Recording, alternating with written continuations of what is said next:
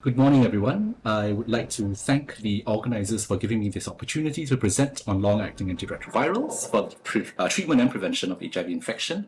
I do apologize that I'm not able to be with you in person. It is a great regret of mine, but nonetheless, I am very excited to be sharing with you some of the latest data that's available and that should inform our management of people living with HIV with the use of some of the innovative long-acting antiretrovirals that we have at our disposal.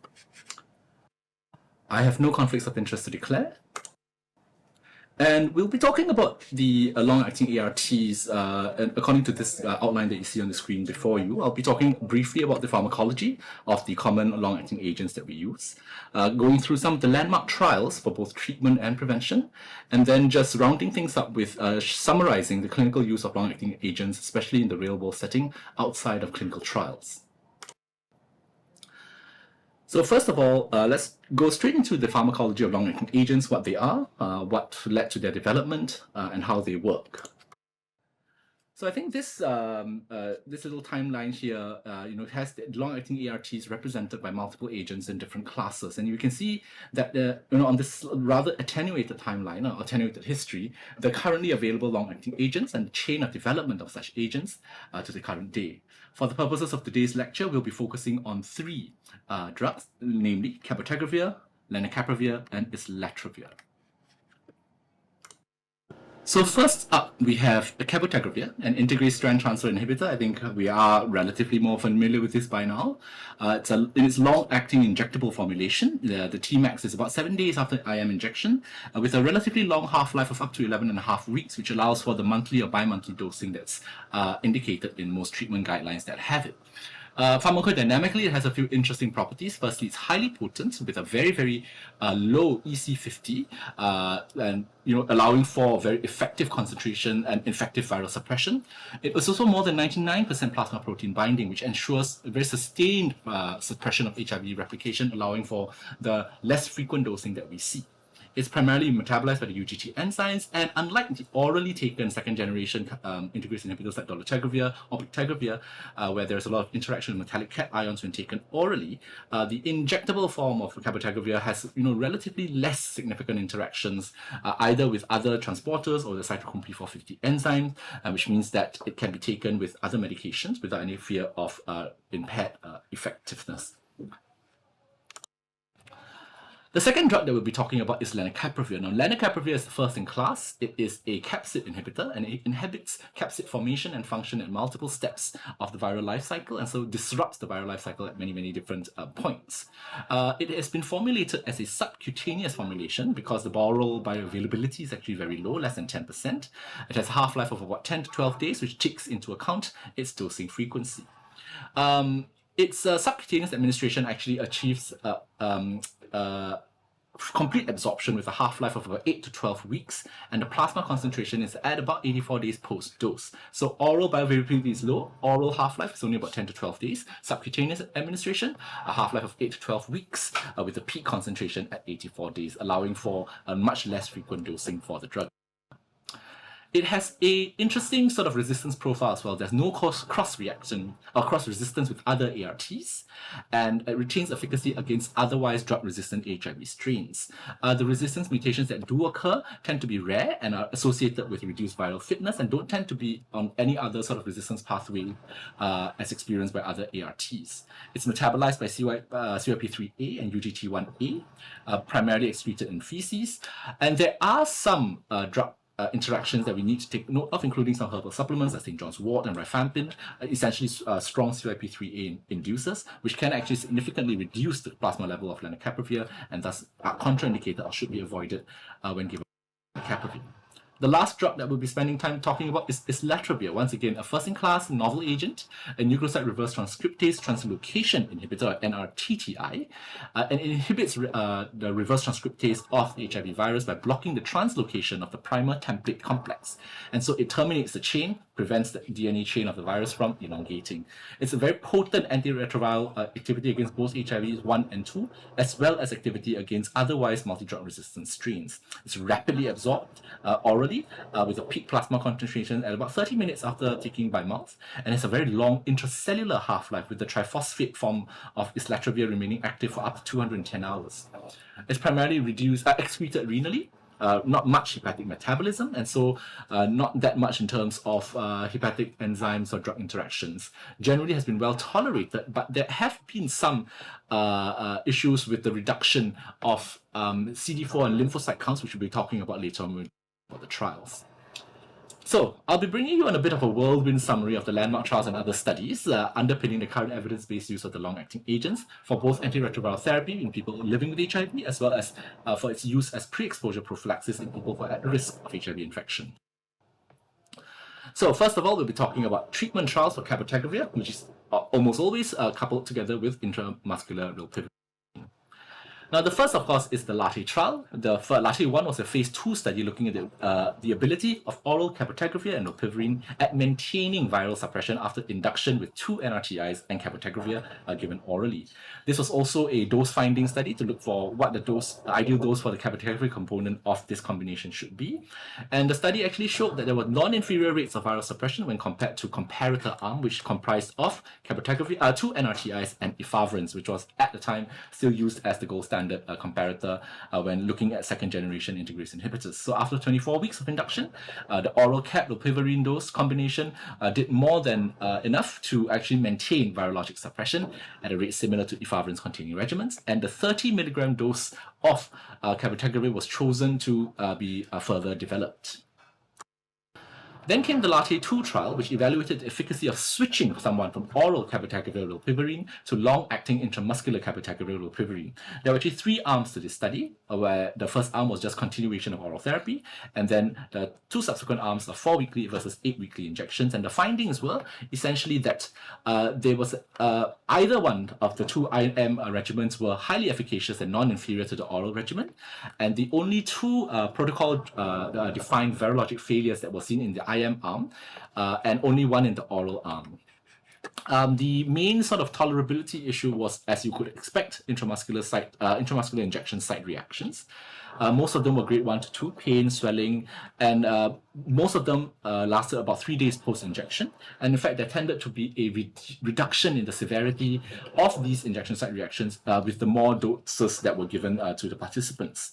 And few subjects had injection site reaction that necessitated a discontinuation, and most of them were in the Q4 weekly dose group. So the Q4 weekly dosing actually resulted in lower rates of virologic failure with similar safety profiles as a 8 weekly dose, and was selected for further sort of a development. The FLARE study will actually aim to study the efficacy of long-acting cabotegravir rilpivirine to maintain virologic suppression after induction with a 2 NRTI and dolutegravir combination, essentially abacavir, lamivudine, and dolutegravir, or TriMac, as compared to the continuation of this oral single-tablet regimen. So the findings are seen here, right? The IM injections of cabotegravir rilpivirine and were every 4 weeks, were actually non-inferior to the oral combination drug, and 3 participants in each of the arms experienced some confirmed protocol-defined virologic failure.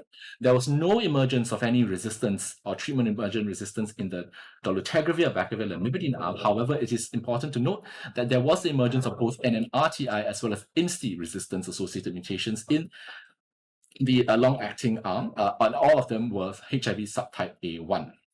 Something that will come back to be quite important when we talk about what are some of the potential pitfalls of this combination. Injection site reactions were similar to the LATTE-2 and ATLAS trials, with few associated discontinuations, and there was a very high positive treatment satisfaction and preference for the LA regimen as opposed to the oral combination. Now, the ATLAS trials were actually where participants were randomized at the point of having at least 6 months of uninterrupted viral suppression on a suppressive regimen. It didn't matter what. It could be protease inhibitor, NNRTI, or even INSTI-based regimens. So as long as they were stably suppressed for more than 6 months, they were then randomized 1-to-1 to either continue the daily oral therapy or to switch over to cabotegravir rilpivirine given intramuscularly every 4 weeks. The conclusion of the study, essentially, you can see on the right side of the screen, is that there was not the long-acting injectables were non-inferior to the oral ARTs at week 48, and a very small proportion actually had virologic rebound in either arm. Now, the low rate of virologic failure in each arm also meant that there was no emergence of resistance in the combination ART arm, but 2 of the participants in the long-acting arm actually did have some NNRTI and INSTI resistance mutations, with one of them having a major INSTI resistance coming up. Injection site reactions were also common for participants in the long-acting arm, but once again, very few associated discontinuations and very high levels of treatment satisfaction as time went on. So there are some other studies apart from the FLAIR, ATLAS, and LATTE studies that drive the evidence for the use of long-acting cabotegravir rilpivirine. First of all, of course, is the IMPACT 2017 MOCA study, which studied the efficacy of long-acting cabotegravir rilpivirine in adolescents living with HIV. All the prior studies were actually in adults aged 18 and above. So at week 48, virologic suppressed as per the FDA snapshot criteria was at 97%, and everyone at week 48 actually had a HIV RNA of less than 50 copies per mil.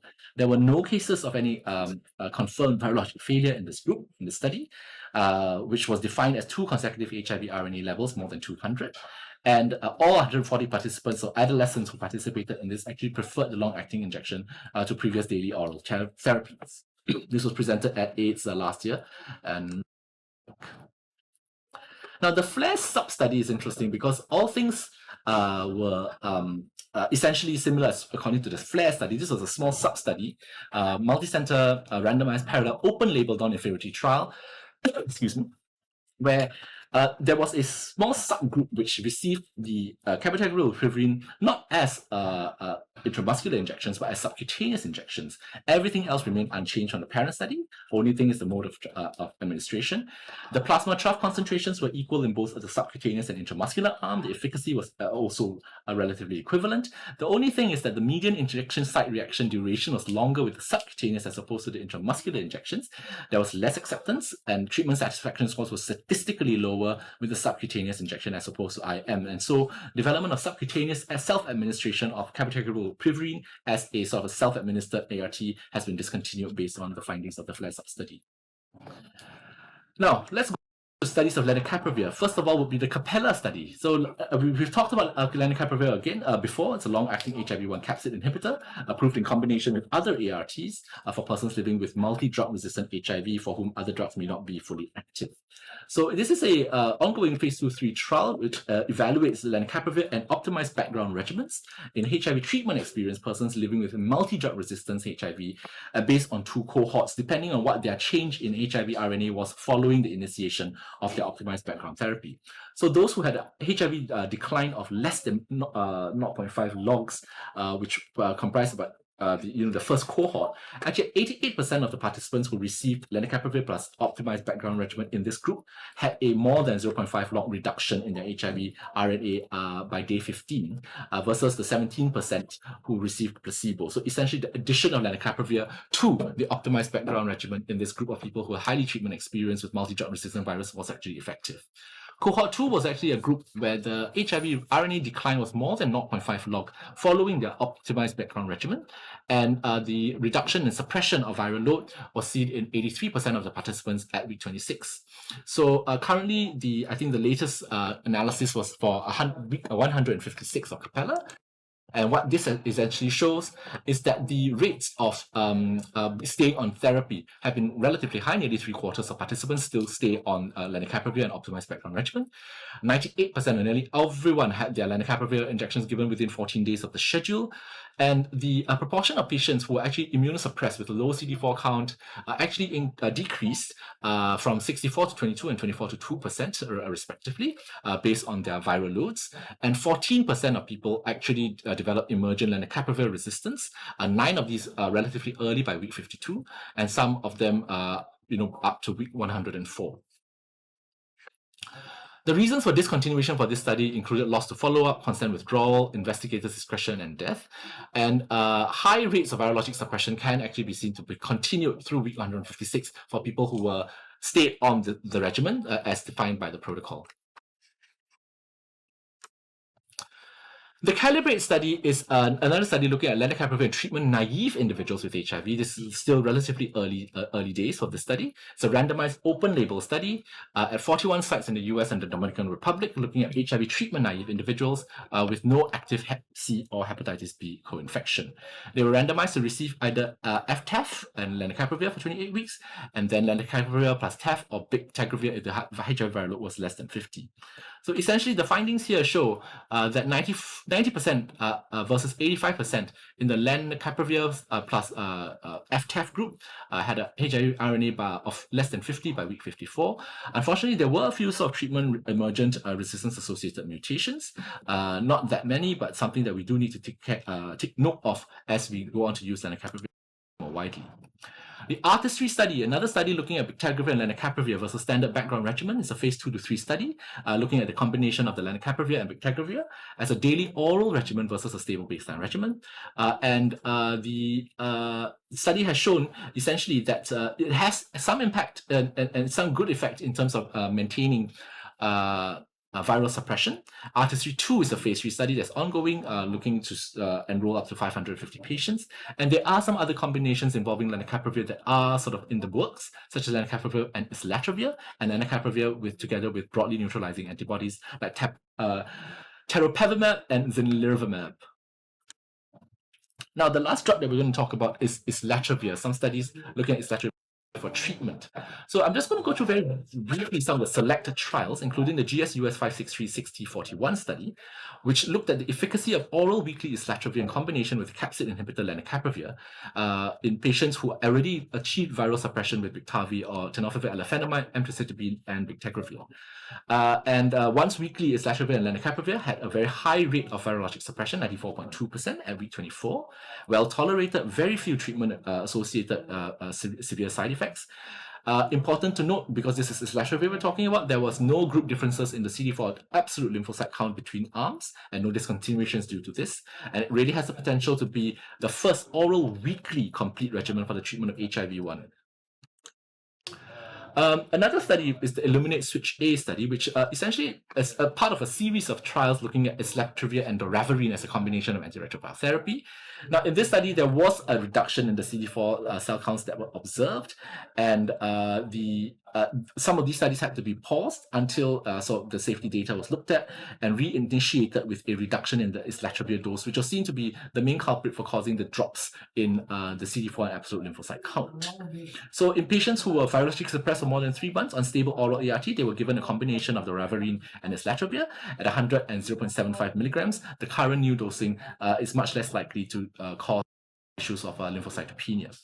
So what I'm talking about is, some of us may remember in December 2021, the US FDA actually placed a clinical hold on studies of islatravir for HIV treatment and prevention, based on reports that their participants were actually experiencing fairly severe, fairly marked decreases in total lymphocyte and CD4 counts in some participants who were receiving islatravir.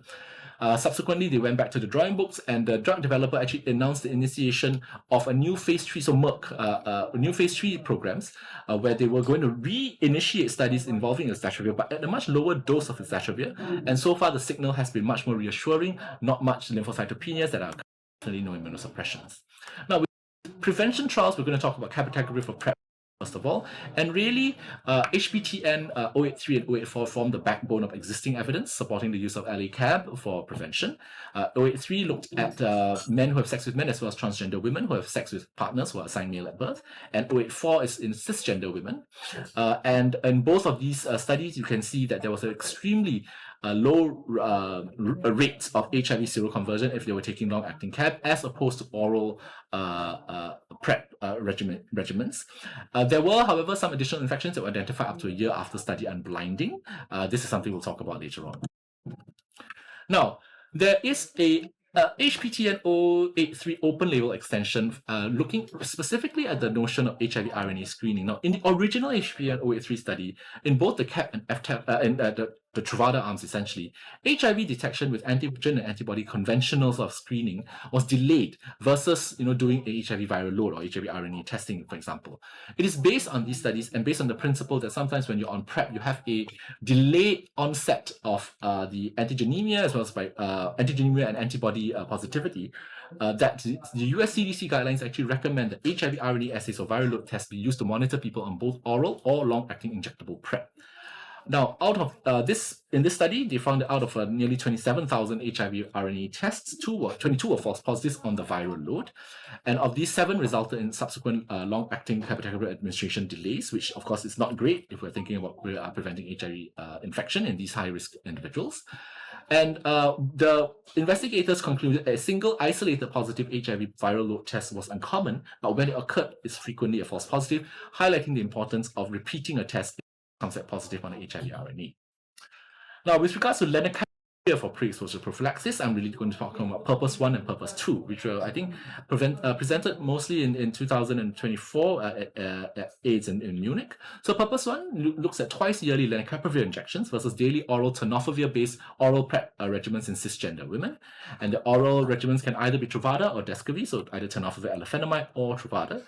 They were randomized to 3 arms, looking at each of those drugs, with a analysis followed up at week 52.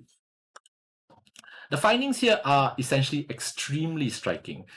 We see that there are 0 new infections that have occurred in cisgender women receiving lenacapavir as pre-exposure prophylaxis, as opposed to the much higher background rate of HIV incidence, as well as the higher rates of HIV incidence in those receiving oral pre-exposure prophylaxis in women.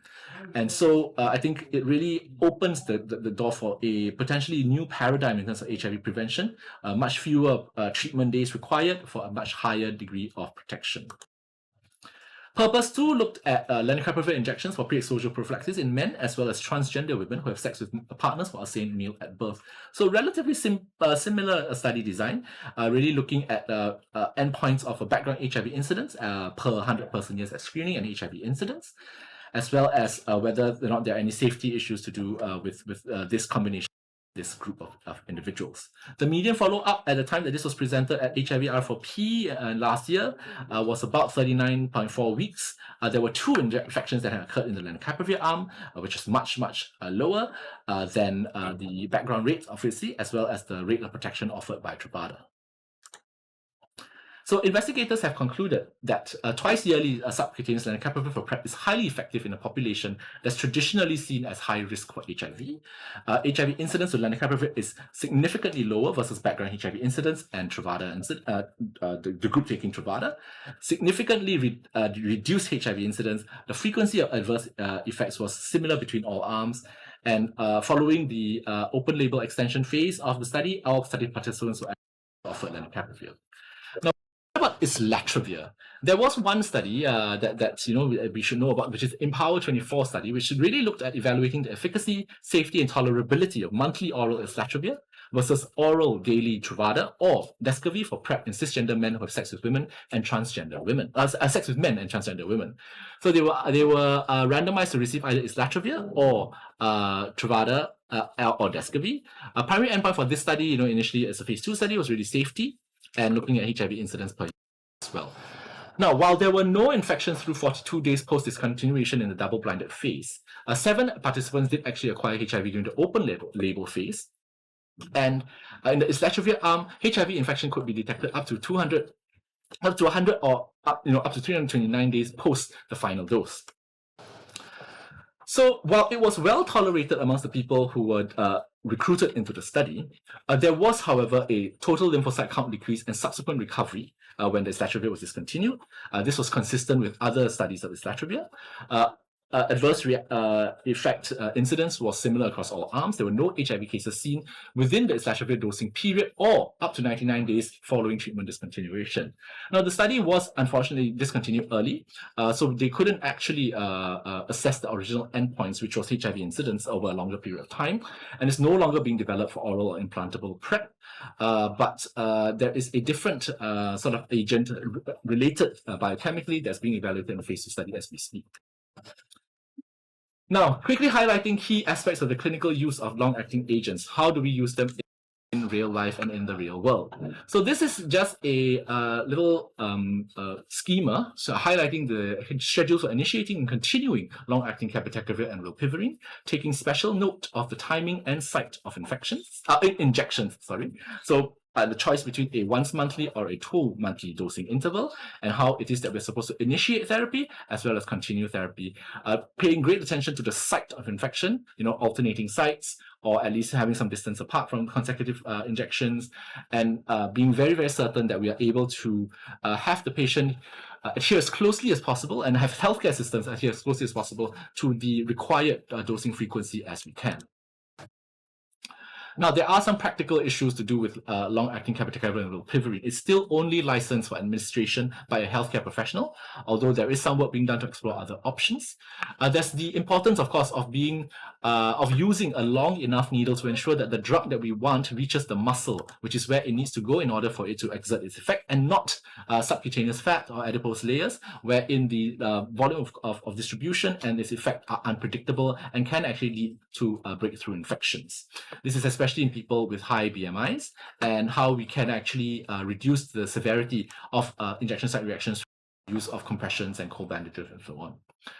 Now, for patients who are taking every 2-month long-acting cabotegravir and rilpivirine, I think it's important for us to remember that monitoring HIV viral load regularly, and perhaps at a vigor or at a scale that is different, perhaps even higher than currently we do with oral agents, is important to ensure that we are continuing to have virologic suppression and not have any treatment-emergent resistance and virologic failure.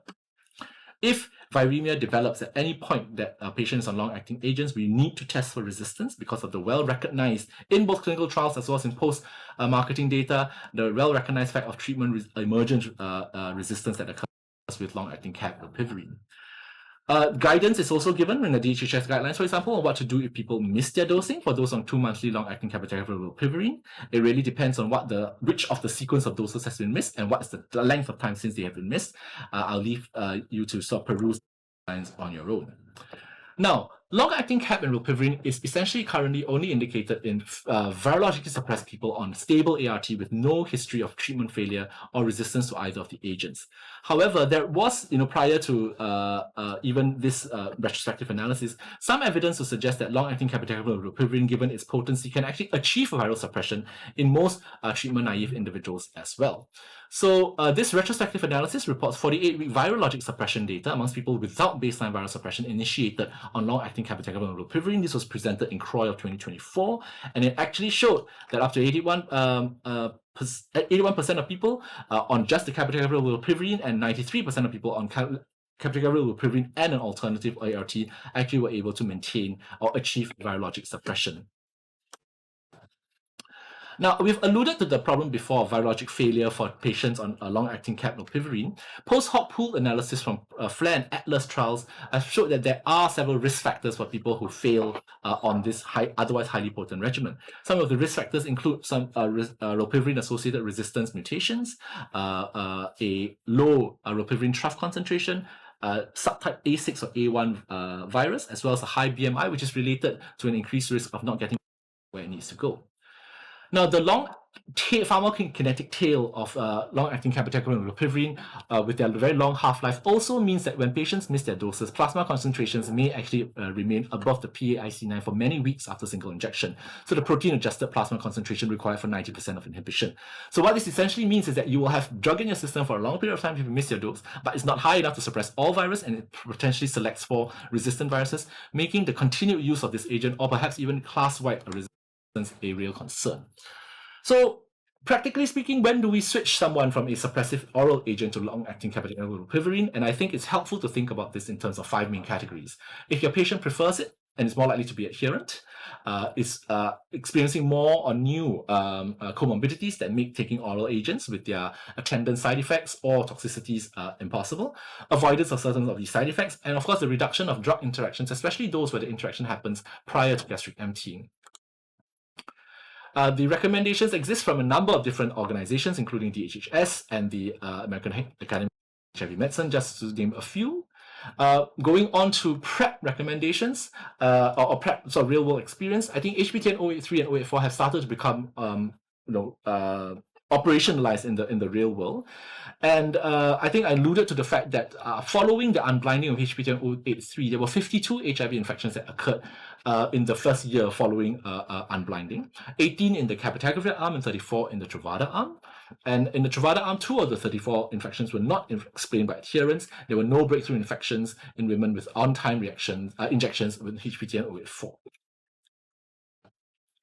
The CDC has issued guidance on stopping long-acting cabotegravir as PrEP, taking into account the long PK tail, which has, of course, implications on the type and intensity of PrEP services that are required, ensuring that this zone of resistance risk is covered with oral PrEP pre-exposure prophylaxis coverage. Laboratory monitoring for long-acting capnography for PrEP is also much simplified as compared to oral PrEP, because we don't really need to look at renal function and so forth. But of course, this is coupled with an increased administrative load of ensuring that patients come for their PrEP in the first place. HIV diagnosis, I think we've alluded to the fact that may be delayed using conventional immunoassays, and hence the US CDC guidelines recommending the use of HIV RNA assays, because the delay in diagnosis can be significant if we just use the screening test, can be up to 98 days for incident infections. And false positive test results of the RNA, I think I've talked about this before. So once again, repeating HIV RNA testing is important if you get a HIV RNA test that's positive when you do it as part of screening.